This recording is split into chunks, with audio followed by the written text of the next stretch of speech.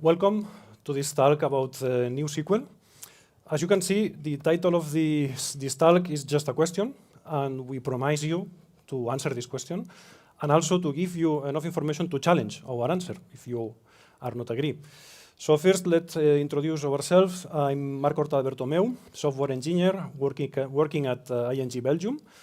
I define myself as a software developer that loves databases. Hello everyone, my name is Alexandru Madalin Ghenea. I'm a developer engineer at ING. I mainly work with backend systems and I also like databases.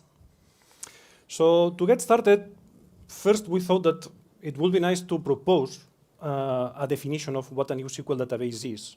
And this is our definition, of course. We propose that a NewSQL is a class of modern relational database management system trying to provide scalability and performance of NoSQL, but with the consistency of traditional database management systems. This is what we think that a NewSQL database is. You will note that scalability, performance, and consistency are bolded. This is because we will refer to these terms during the presentation. And here is a list of NewSQL solutions. As we can see, it's quite varied. There are even big players on this list like Google, Amazon, or MySQL. But for this talk, we will only focus on the first two, VolDB and NuoDB.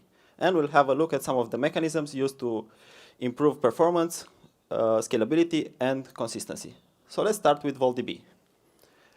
And we will first talk about partitioning. What exactly is partitioning? Well, partitioning is a mechanism through which data is split across multiple nodes or partitions. We have a simple example on the slide with two tables, A and B, and their data is being split between partition X and partition Y. In VolDB, partitioning is done based on one column, and that column must be primary key or part of the primary key. So let's see how partitioning improves in terms of performance, scalability, or consistency. As some of you might have guessed, partitioning improves both performance and scalability. Next, we will quickly talk about in-memory storage. As we all know, reading data from disk is quite slow, so a lot of systems use in-memory caching or in-memory storage to provide faster reads from memory. And that's exactly what VolDB does. So in-memory storage improves performance. Next, we will see how VolDB achieves consistency. It does so using a distributed serialized processing mechanism. So it does the serialization at partition level, meaning that transactions that affect the same partition will have to be processed in a serial manner, one after the other. However, if you have transactions that affect different partitions, they can be processed in parallel. So let's see exactly how this works. We have on the right an image with a workload queue containing multiple transactions, and those transactions are color-coded, meaning that transaction 1 affects data from partition X, transaction 2 data from partition Y, and so on. We also have transaction 4, which is a different color, pink, and it affects data from all three partitions. So let's start. First, transaction 1, 2, and 3 are being processed in parallel, since they affect data from different partitions. Once they are finished, transaction 4 is being processed, and it affects data from all three partitions.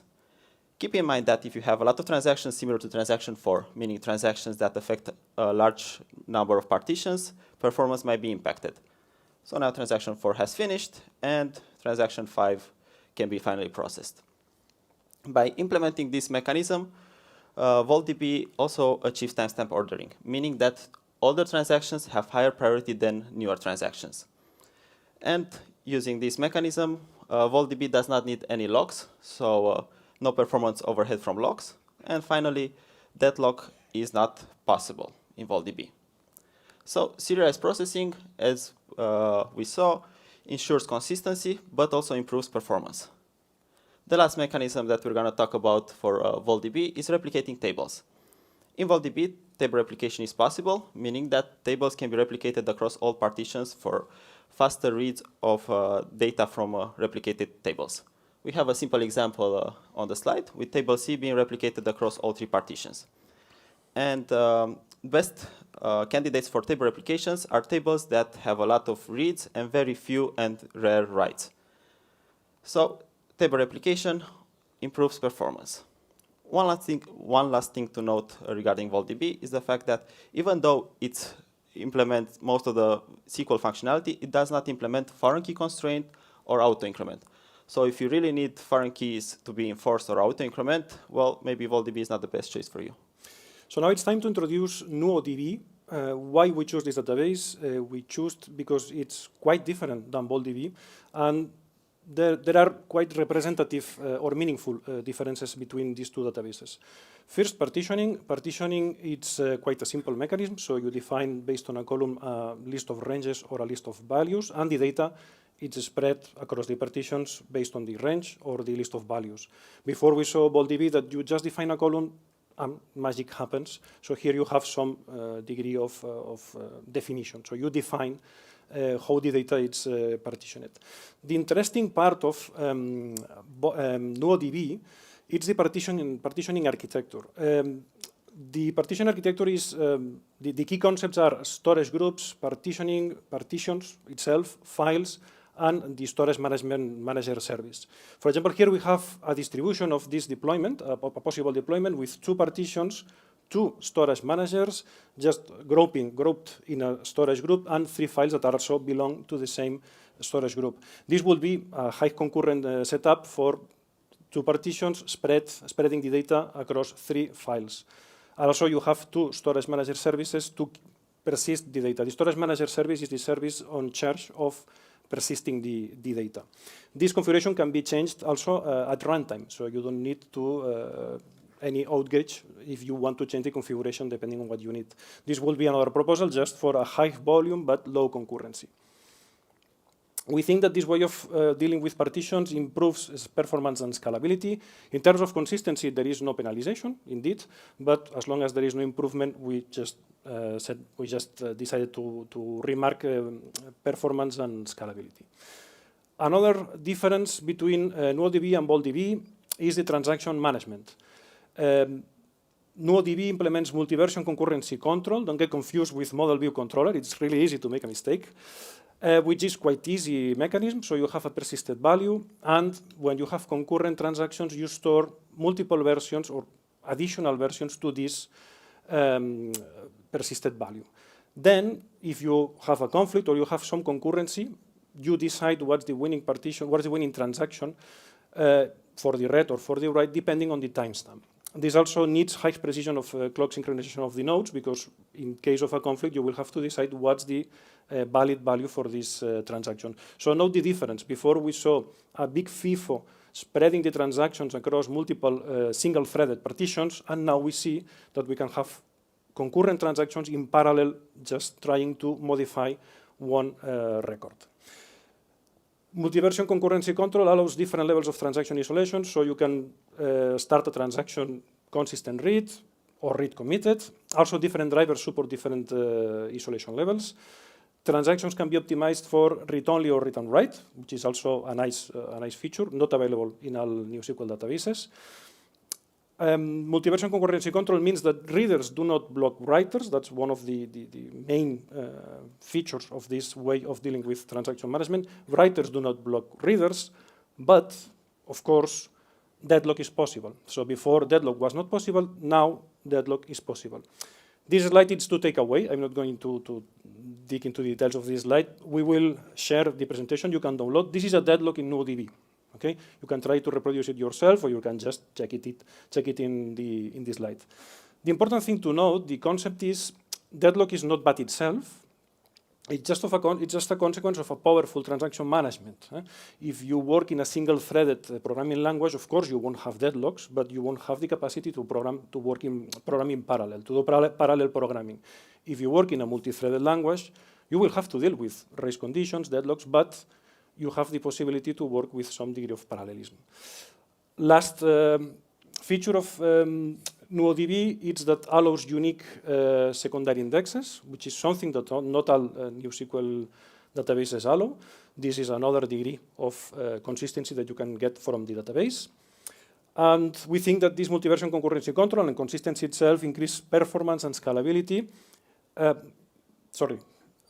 Now, multi-version concurrency control increases consistency and scalability, but it has penalized a bit the performance because of course, maybe it's not that performant as VoltDB for massive inserts of data if you have to store a new version of every row that you want to insert.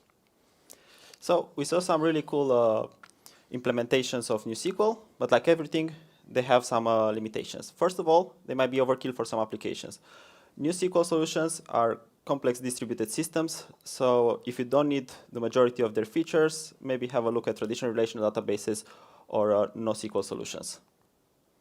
Also, we found, and you saw it right now, there is a lack of standards. So there are a lot of multiple NewSQL databases that are quite different. So if you choose a database for your application, you have to make sure that really fits your application.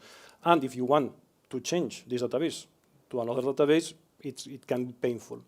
So this is happening not only with the database that we've presented, but also with more NewSQL databases in the market available. And strategies can be even different in data replication. We didn't take data replication because we took it for granted. Okay, so data replication is possible in a NewSQL system, but the strategies are different between multiple systems. Another limitation of NewSQL systems is the fact that they have a small community. So if you get stuck on something or you have some questions, you'll have a harder time finding answers on Stack Overflow. We can easily see this by doing a Google search. Well, the results that we see here are estimates, so maybe if you do a Google search yourself, you will find slightly different results, but just to get an estimation. For NewSQL, we have over 5 million results. For NoSQL, over 36 million results. And for SQL, it's not even a contest, almost 600 million results. Another limitation that we found when we did this research is the lack of documentation. So, for example, how VoltDB manages the partitions concretely, we don't know. We don't know. At least in the official documentation, we couldn't find it. It's consistent hashing. We don't know the mechanism that is used in the background. For example, how NuoDB persists the data in detail. We don't know. For example, Oracle, if you love databases, you know that there are blocks, PCT-free, PCT-use, row chaining, a lot of information that allows you to define a good schema and define or design a well-performant schema. Okay? This kind of documentation sometimes is difficult to find in NewSQL databases. So when should you use NewSQL?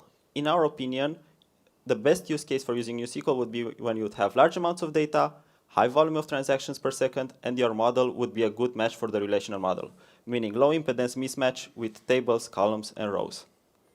Okay, so this is a quickie. We're approaching at the end, and it's now time to answer the question. We will provide the answer, of course, but who thinks that NewSQL is the holy grail of databases? Please raise your hand. Okay, one. Okay, two. Who thinks that NewSQL is not the holy grail of databases? Please raise your hand. Okay, quite a few more hands. Okay, this is our answer. So we think that it's no. The answer we think that it's no. Of course, you can challenge. So this is not. We are not willing here to impose anything. But we think that it's not the holy grail of databases. Now, this is the last slide. It's time to introduce the CAP theorem. It's fair to do it in a distributed database management system. CAP theorem stands for consistency, availability, and partition tolerance. And CAP theorem says that you cannot get all of them and you have to sacrifice one. NewSQL claims to be CP, so they sacrifice the availability to be partition tolerant. So far, we don't have any distributed system available that it's breaking this theorem. So maybe in some future, impossible is nothing, but so far, CAP theorem is still valid for NewSQL databases. So that's why that's another reason why we think that they are not the holy grail of databases. Last but not least, you can also get some degree of consistency playing with majorities in NoSQL. So if you are already running a NoSQL database and you just want some consistency, you can play with majorities in a cluster and you can get some degree of consistency. So maybe you can get what you need with your mature NoSQL database. So this was our presentation. If you have any questions or just want to say hi, you'll find us at the ING booth afterwards. Enjoy your conference.